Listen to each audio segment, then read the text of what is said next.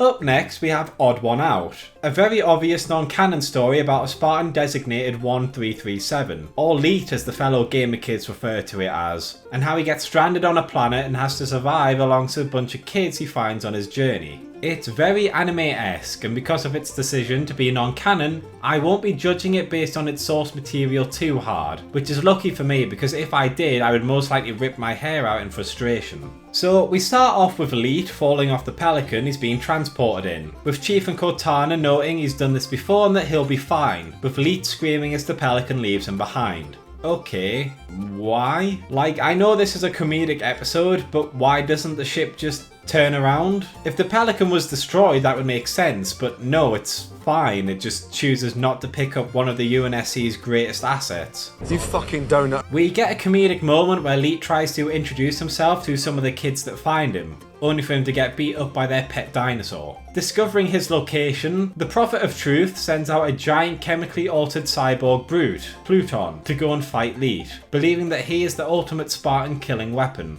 He's so ugly! I love him! Why he doesn't send anyone else to observe the fight or be prepared to finish the Spartan themselves is a high IQ move that even I cannot comprehend. You ain't got no damn ass, girl! As Leet tries to regain contact with the UNSC, Pluton arrives, forcing a fight between the two. Leet gets absolutely destroyed in the initial fight, before he's joined by Big Sister and Big Brother, who offer to help him. They then teleport to the other side of the crater, with Mario, Luigi and Peach getting into a fist fight with Donkey Kong. Let's go! So apparently in this universe, most regular people have superhuman abilities, hence why the two siblings are able to stand a chance against this giant carpet. Just when it seems that the brute is too unstoppable for the team to fight, the giant ship comes online and fires some sort of slipspace gun and an escape pod at him, defeating him. I'm a firing my laser! We discover that Mama, a figure that the kids keep talking about, is actually an AI in charge of the frigate. Leet gets the kids back home safely and goes to try and get rescued, although a pterodactyl ends up picking him up. Fuck! The episode ends with Pluton stuck inside a halo ring, making you question not only how he didn't instantly splatter against the ring like a tomato, but how he is breathing in the vacuum of space. This is disgusting. You see, this episode is very anime, especially in comparison to the other episodes. So a lot of the plot is quirky with a focus on the action, and because of that it goes for a more simplistic approach to storytelling. So simplistic in fact that it makes me question why stuff is happening and why I'm supposed to care about any of these characters. Why was the Pelican door open in the beginning? Why didn't the ship just pick him back up? How does the Covenant know where these people are? Why don't they send more than just Pluton to go and kill them? Why is seemingly every human some sort of super soldier? Why didn't Mama try and do something earlier? I don't know, a lot of people seem to like this episode, but for me there just isn't much to latch onto. I would say that the best thing about this episode is definitely the animation. It's very expressive and colourful, and most of the time it looks very smooth. I also like the idea of a rogue AI that has spent its time looking after and creating its own family. It just doesn't have a lot to say about it really. Let me just give it a very generous 4. It feels like they had something here but they just didn't know how to express their idea to the best of its abilities. Next we have my favourite of the bunch, Prototype, which focuses on the idea of what makes someone human, as well as having some great concepts and some good action. We open on a shot of our main character, Ghost, failing to lead his team properly, ending with all of them dying. You tried, you really did, but what the fuck is this? As he holds the last dying survivor, we get this really bizarre dialogue, and to be honest, in my opinion, this is the only thing stopping it from being a 10 out of 10 episode. See, the dialogue between these two feels disjointed. Not tremendously so, but it does make me question what exactly the relationship is here. On the one hand, we have Ghost, who makes it explicitly clear that he doesn't really have any comments to make about her besides the fact that she's very brave and that she's a soldier, one that he thinks would make a good caring leader. You're a soldier. A soldier with a promising future ahead of you. If there was more to this than that, you think he would have said something more about their relationship. Maybe talking about their friendship before joining the military, or even something as simplistic as calling her by her actual name. We never actually find out what her real name is, by the way. 10 out of 10 does not pass the Bechdel test. However, she talks to him as if they have some sort of history together. questioning what she means to him and acting like she has a full grasp on his personality and how he reacts to things. Let us trust you. Don't talk, save your strength. I don't need it. I need you to be strong. Strong enough to do what you've never done in your life.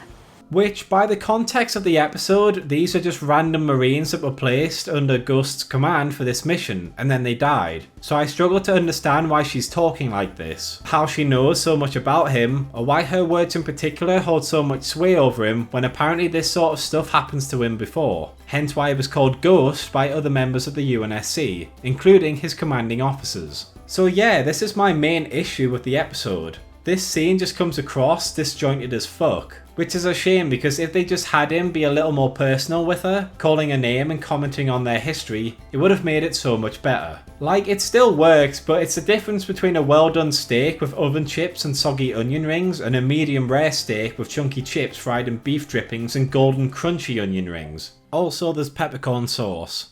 And possibly mushrooms. You know where I'm going with this. Anyways, cut to 3 years later and we're on the planet of Angolas. Oh! Odin's son! You had one job. Just the one. We see a sergeant walk over to another soldier, who states that there's an engineering group still out on the front lines, before they both see this shuttle get destroyed just as badly as my toilet after I eat enough chocolate to incapacitate an adult Labrador.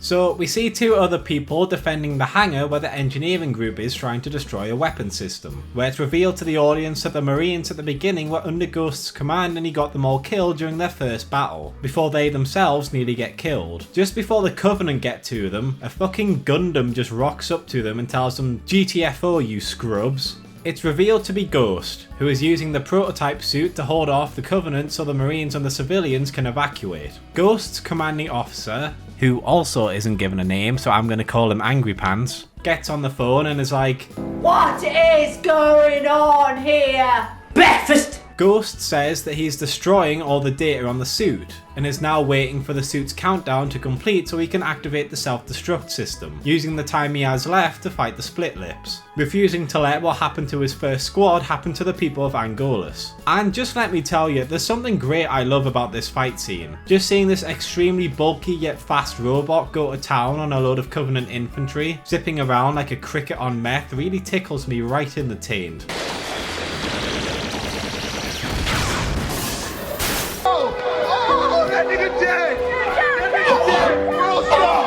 There's also a load of shots that just look cool. I do have one little niggle, and that's the fact that all of the Covenant forces have blue blood, but that's just one out-of-date crouton upon an extremely luxurious chicken, bacon and mayonnaise salad, and why did I decide to do this episode when I was hungry? Unfortunately for Ghost, he messes up his shielding during the fight, and when he starts to get pelted, his suit cannot contain itself, exploding and causing him to become immobilized. Ghost talks about how hollow he feels after losing his Marines, and how he's tried to live up to their memory ever since. Looking around the battlefield, the countdown finishes, with the code word needing to activate the self-destruct system flashing on screen. As it happens, it's the same word that the squad lady said back in the flashback.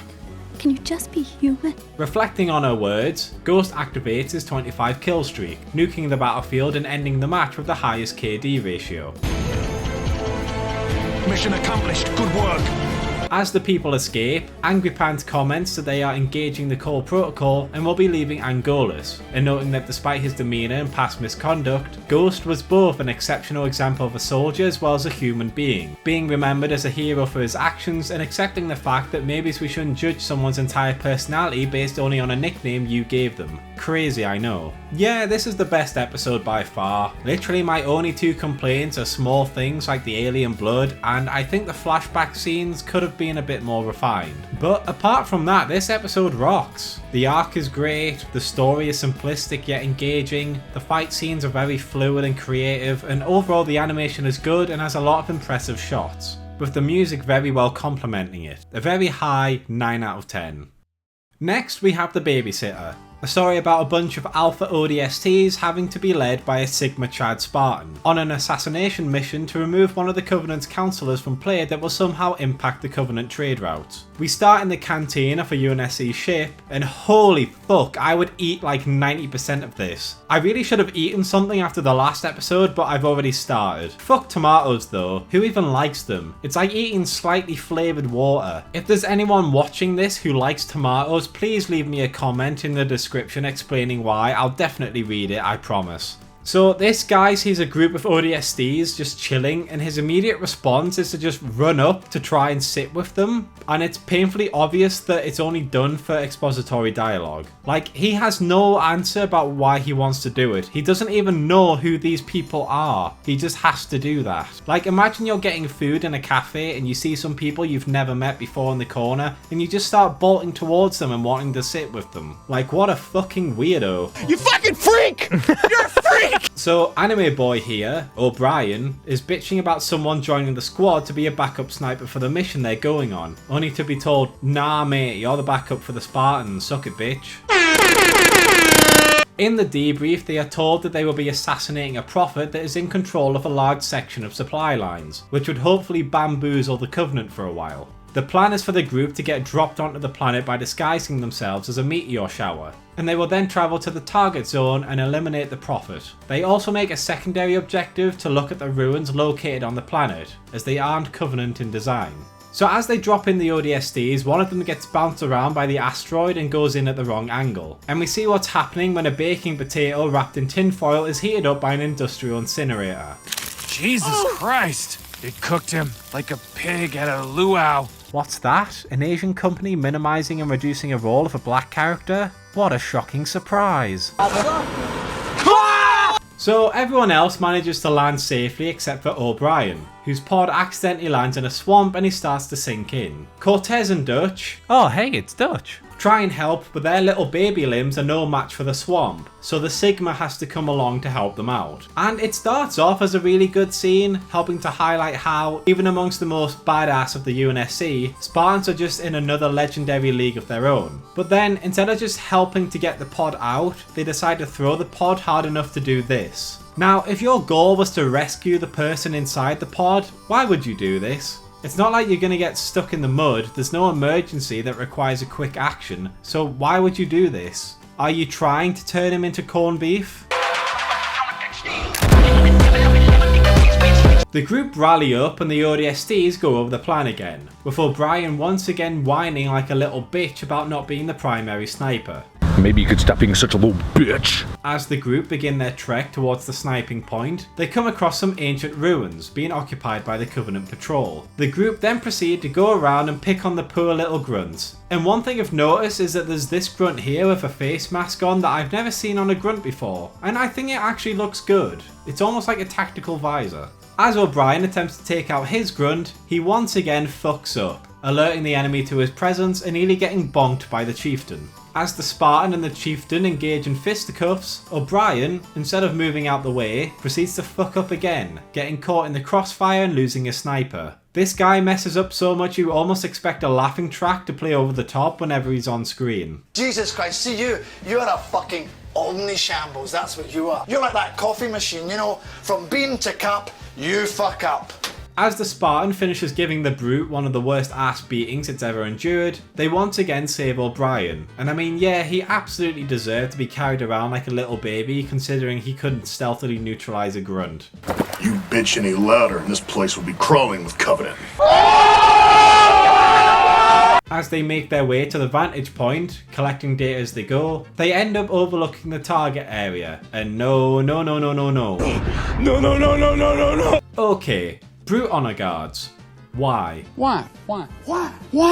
The whole reason Brutes becoming honor guards in Halo 2 is a noticeable shift in the Covenant was because the Brutes were never allowed to be them. Ultimately, the Prophets were in charge, but the Elite served as their main companions, being their sword and shield not just on the Covenant scale, but on a personal scale, with the honor guards being bodyguards for the highest ranking Elites and Prophets. So this shouldn't be happening. But let's pretend that this prophet values the Brutes and the Elites equally and wants both of them to be his honor guards. Why would the Elites not be in the red armor? And this isn't a case of technical limitations like in Halo Wars, where the honor guards wore plain blue armor because they didn't have the time or budget to create something new. The animators had to come up with new models for the Elite to put them in this rustic green and blue armor. That does not make then. So the prophet arrives, and as they're about to take the shot, the chieftain comes back and tries to MC Hammer O'Brien. So the Spartan makes the heroic decision to use their face as a shield.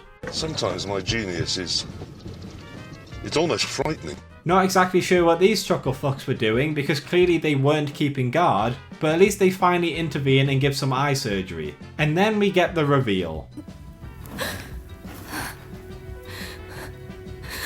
Take the shot. O'Brien, now! No! So, as this scene clearly establishes, Cal is not a mute. She can talk. So why the fuck did she not talk at any point before this?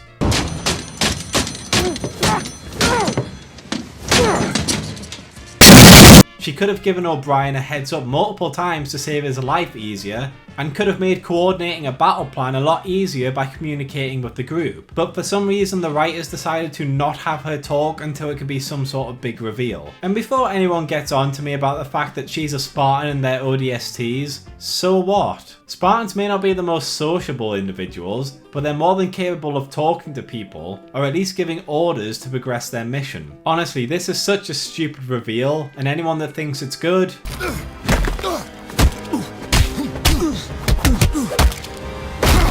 So O'Brien takes the sniper and quickscopes the prophet from across the map, winning the game. Cal then hands over the data on the ruins before descending to the Shadow Realm. Back on board the ship, this simp quickly tries to suck up to the ODSTs, but gets yeeted out when he insults the Spartan, with the episode ending on the mountains where she died. So yeah, the idea I enjoy, and I thought the action and the music was decent, but overall there's a lot of flaws with this story that just brings it down for me. Especially considering the fact that a lot of it is written for this reveal that doesn't really make sense. O'Brien spends pretty much all of his time being a whiny bitch, Dutch and Cortez don't really get to do anything until the end, and the Spartan is literally just a plot device. This is getting a 5 out of 10, but nothing higher than that. Next up we have The Package, a story about a group of Spartans attempting to secure a high value UNSC package that the Covenant have stolen, having a lot of action and being 3D CGI, unlike all the other animated shorts. This is another one that the fandom seems to like, and once you hear my thoughts on it, I guarantee that I'll be stirring some controversy with this one. I'm an agent of chaos. So we're on an Oni Prowler, where the captain is giving them an overview of the mission and how to get the package, and informs them that they'll have 10 minutes to get it. And if they don't, the Prowler will destroy the Covenant fleet, killing them and the package. And already my head is spinning like that one chick from The Exorcist, because the fuck? If you have a weapon that can do that, why aren't we seeing this in the Halo universe more often? How is humanity losing so many planets when they can just wipe out fleets with one bomb? On top of that, if this package is so important that you commandeered 5 Spartans to get the job done, why would you only give them 10 minutes to take on an entire fleet? Well, what's the matter? Is he stupid? So they get prepared to leave on these hover bikes, and once again, 5 of these manage to do some pretty good damage to the fleet before they're destroyed, making me question why these cool things haven't been seen since. We get some pretty enjoyable action sequences.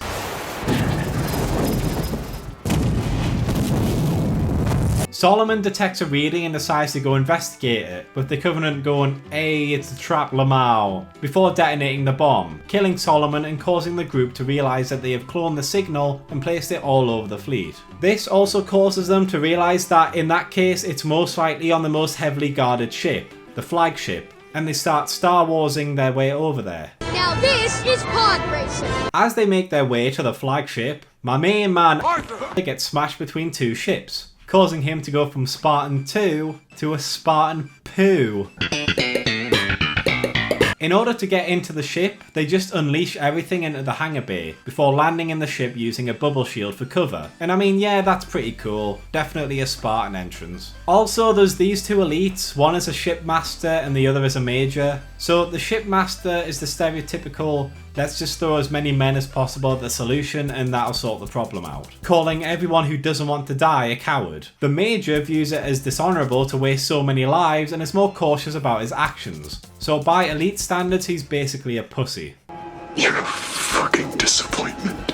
I'm only mentioning them now because they didn't really do much until this point, so it just feels pointless to mention them before. So before the battle begins, Kelly says, We got 3 minutes. keep an eye on that timer. I'm sure it'll be consistent. So the bubble shield drops, and to be honest, the initial part of this fight is pretty good. I don't know why all the Covenant have green blood, or why Kelly can fire her shotgun without pumping it, but besides that, it does look good. And then we get the corridor scenes. At first it starts alright, but for the dual wielding animations, it seems like there's a preset script for the models to follow. And because of this, about 80% of the time, Chief, and later Kelly, will just be waving their arms around and shooting at nothing. Sometimes they'll just be shooting at walls or shooting at spots where enemies are no longer at, and it's just really distracting. So we get this scene of Chief reloading from his armor, and is this like an actual feature of Mjolnir? Like, I thought the armor was a solid piece, but apparently the leg armor is hollowed out and can carry ammunition. But for the life of me, I cannot recall seeing this or hearing about this ever again in any other piece of Halo media. Someone really did just wake up one morning and was like, let's add this really cool shit that will never be expanded upon again.